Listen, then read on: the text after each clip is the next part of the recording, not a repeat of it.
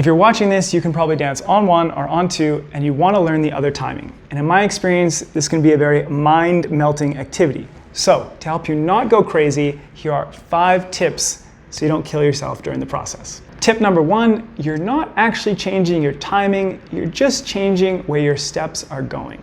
So, what do I mean when I say you're not actually changing timing?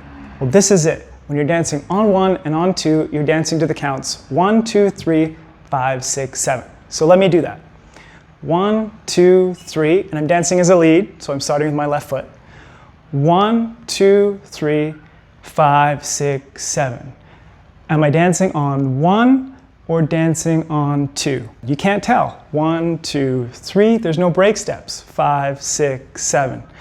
1, 2, 3, 5, 6, 7. Now you can tell I'm dancing on 1. 1, 2, 3, 5, 6, 7. But if I 1, 2, dance on the spot, 5, 6, 7, it's neutral. 1, 2, 3, 5, 6, 7. 1, 2, 3, 5, 6, 7.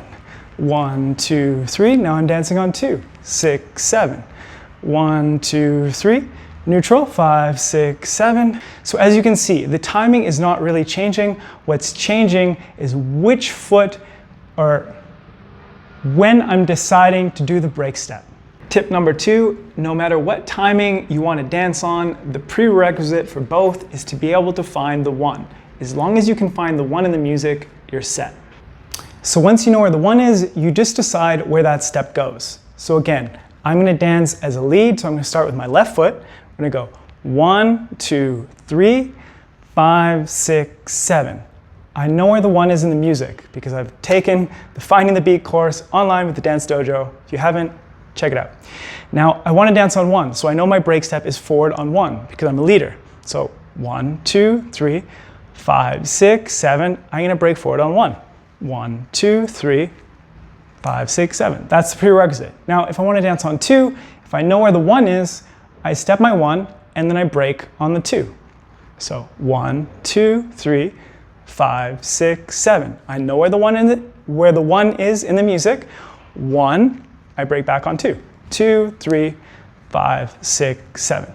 Now if I'm a follow, I'm going to start with my right foot. I'm going to go 1, 2, 3, 5, 6, 7. The 1's coming. I want to dance on 1, so I'm going to break back. 1, 2, 3, 5, 6, 7. Now if I want to break on 2, 1, 2, 3, 5, 6, 7. The 1's coming, so all I'm going to do is step in place or a little bit forward on 1 and break on 2. 2, 3, 5, 6, 7. And this is assuming I'm dancing with a partner.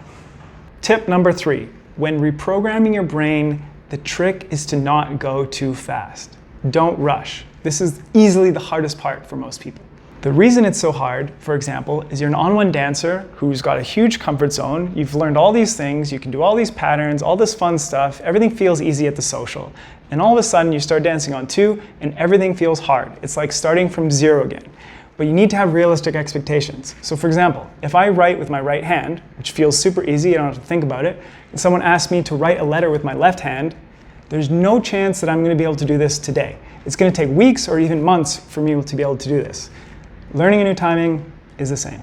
Practice in a way that's realistic, not rushed. So what most people do is they start learning on 2, they can do their basic step on 2, and then all of a sudden they want to jump into some pattern with a partner, and what's happening is on 1 you have this giant comfort zone, and then when you start dancing on 2, you're trying to all of a sudden have that same comfort zone, but you can't. Your on 2 comfort zone is here, so you have to slowly expand it bit by bit until it's the same as your on 1 comfort zone, or vice versa.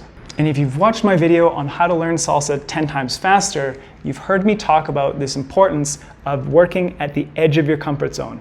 If this is your on 2 comfort zone, or the new timing you're learning, and all of a sudden you try and do something that's at this level out here, you're going to fail, you're going to be frustrated. It has to be a slow expansion.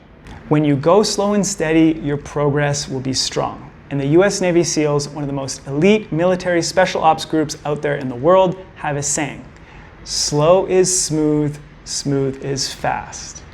If that saying can save their lives, it can save yours.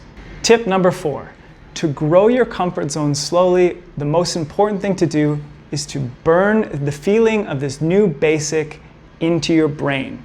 So you want to get a feeling of how it fits into an 8 count.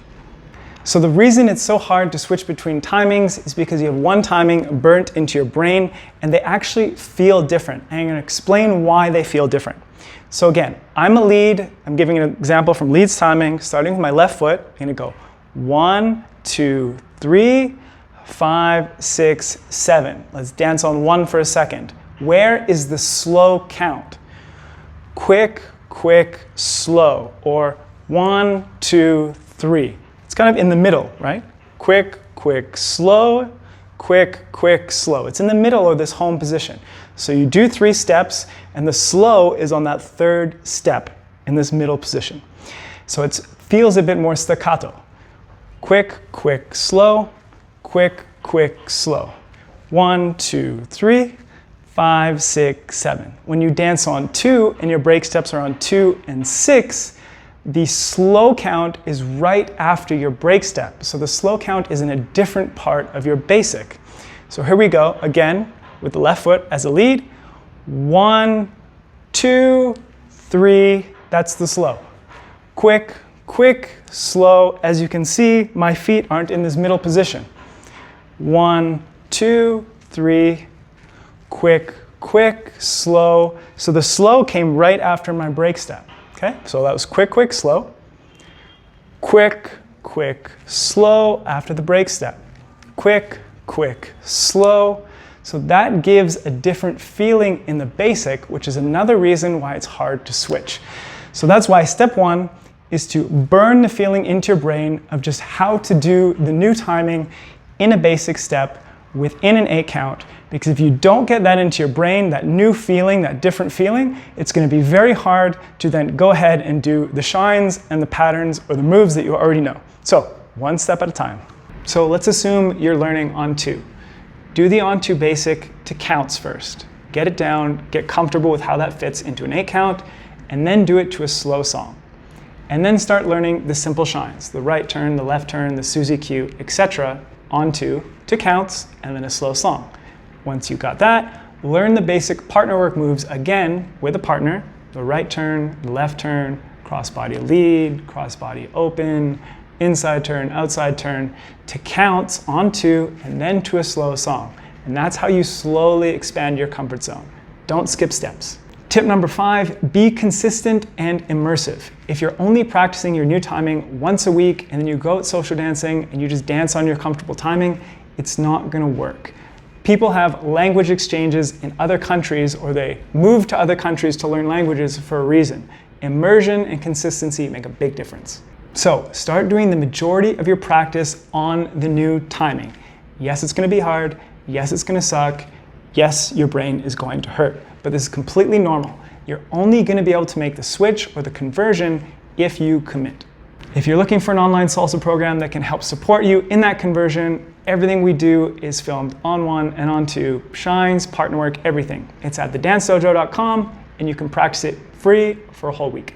I highly recommend learning other timings because it expands your skills as a dancer, it makes you more musical and more adaptable. And if you do this, you're going to be able to dance with every partner on planet Earth. That's pretty damn cool. And in my experience, it's totally worth it. So have patience, practice, and I'll catch you in next week's video. Peace.